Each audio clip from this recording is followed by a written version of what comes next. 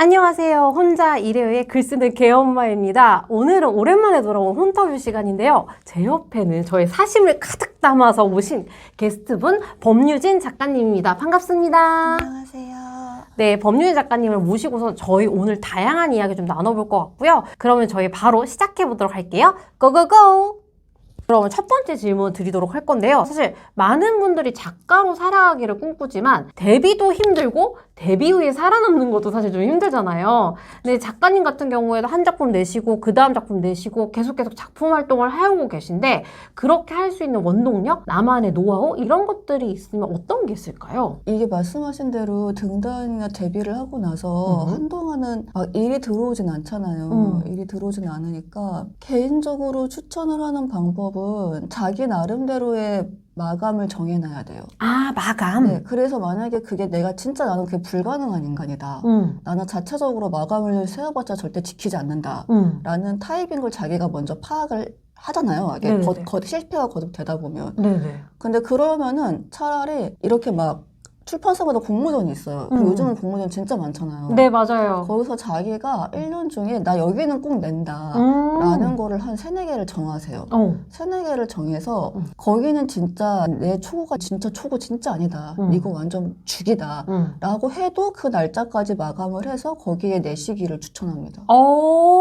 어쨌든 사실 공모전이라는 게 마감일이 정해져 있고 네. 그래도 누구의 사정도 안 봐주잖아요. 네, 바로 그거죠. 네, 그래서 이제 그런 거를 조금 활용하라고 말씀해 주신 것 같은데 네. 그럼 좀 그런 부분 어떠세요? 사실 기대를 아무것도 안 하고 내가 이제 초고를 쓰기 위해서 이제 도전을 하는 거야. 하지만 막상 떨어졌다 하면 약간의 마음의 스크래치, 마상을 좀 입을 수도 있잖아요. 그래서 그런 거는 사실 없으셨을까요, 작가님은? 근데 저는 원래 좀 타입이 약간 객관적이에요.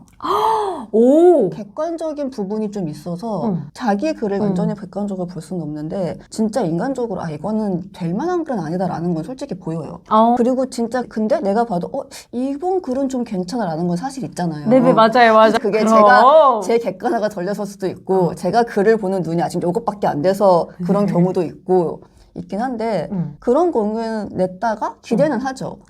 일단 낼 때부터 이게 반드시 상을 받을 거야. 이거를 됨으로써 내 인생이 바뀔 거라는 생각보다는 피드백이 왔으면 좋겠다라는 기대를 제일 먼저 하고요. 네. 왜냐면 제가 데뷔를 등단을 했다가 시간이 좀 지난 뒤에 제가 조금 노력을 해서 오히려 작품 발표를 한 타입이잖아요. 네네네. 그러다 보니까 아는 거예요. 이게 등단을 해봤자 내 인생이 크게 바뀌지 않는다. 이 공모전 하나에 돼봤자 내 인생이 엄청나게 바뀌진 않을 것이다. 맞아요. 그거를 너무 잘 알고 있는 상태에서 장편하고 씨름을 해서 오히려 그런 스크래치나 마음의 상처라던가 그런 거는 덜했던 것 같아요. 네, 좋습니다. 그래서 더더욱 다음 공모전, 또 다음 공모전 그렇게 또 계속 응모하실 수 있는 그런 원동력도 되셨던 것 같다? 이런 생각이 들고요. 그래서 자기 객관화, 그다음에 너무 큰 기대를 하지 말 것, 이런 노하우를 좀 들려주셨습니다. 그럼 다음 질문 드릴 건데요. 사실 하루하루를 쌓아서 만드는 게 바로 나의 모습이자 루틴의 힘이기도 하잖아요. 근데 이번에 작가의 루틴, 소설 쓰는 하루편을 같이 하셨어요. 그래서 제가 이제 그 작품을 이미 읽어왔지만 간단하게 이 영상을 통해서 만나보실 독자분들한테 소개를 조금 해주시고 또 기억에 나신다면 어제의 루틴을 조금 들려주시면 좋을 것 같습니다. 작가의 루틴 소설 쓰는 하루는 넥서스 엔드에서 출판이 되었고요. 작가들이 자신은 어떻게 소설을 쓰는가에 대해서 이제는 대체적으로 많은 이야기들이 오고 가지만 그 안에서 주가 되는 것은 작품을 꾸준히 하기 위한 자신의 노력 그리고 이제 자기가 어떻게 글을 대하는가에 대한 태도를 다루고 있습니다. 네, 저는 거기서 앞으로 계속 걸어나가면 이라는 글을 실었습니다. 그리고 어제의 루틴 혹시 저의 기억나시나요? 저는 매일매일이 정말 비슷하게 돌아가서 운동하고 일하고 작업하고 자요. 그러면 사실 많은 분들이 이게 좀 의견이 분분하고 또 작업하시는 스타일 따라서 좀 다르기는 한데 사실 어떤 분들은 하루에 뭐 1시간 쓴다, 3시간 쓴다, 뭐 8시간 쓴다 뭐 이런 분들도 계시잖아요. 그래서 작가님 같은 경우에는 일단 작업을 하기로 좀 마음을 먹었어. 스케줄 좀 세팅이 됐어. 그럼 하루에 어느 정도 지필에 좀 할애하시는 편이세요? 저는 시간을 거의 정해놓고 쓰는 편이라서 6시간 정도 쓰는 것 같아요. 와, 오래 쓰시는군요.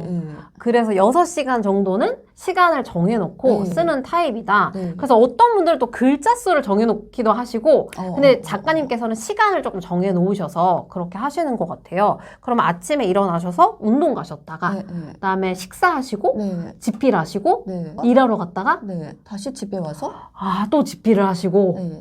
하루에 벌써 거의 한 2타임, 3타임 뛰시는 것 같은 그런 약간 하드한 스케줄이 좀 느껴지긴 합니다. 근데 이제 저희가 비슷한 개념으로 루틴이라는 것도 있지만 리추얼이라는 것도 있거든요. 리추얼 같은 거는 내가 이제 뭐 글쓰기를 할 때 어떤 일을 할 때 요런 거 필요해. 저 같은 경우는 향초를 꼭 피워놓거든요. 아니면 어떤 분들은 꼭 샤워를 해야 돼. 또 어떤 분들은 나는 또 무접점 키보드로 꼭 작업을 해야 돼. 이런 것들을 좀 얘기를 하시는데 혹시 법유진 작가님께서도 그런 게 있을까요? 저는 주변이 너무 지저분하지만 않으면 돼요, 이 정도?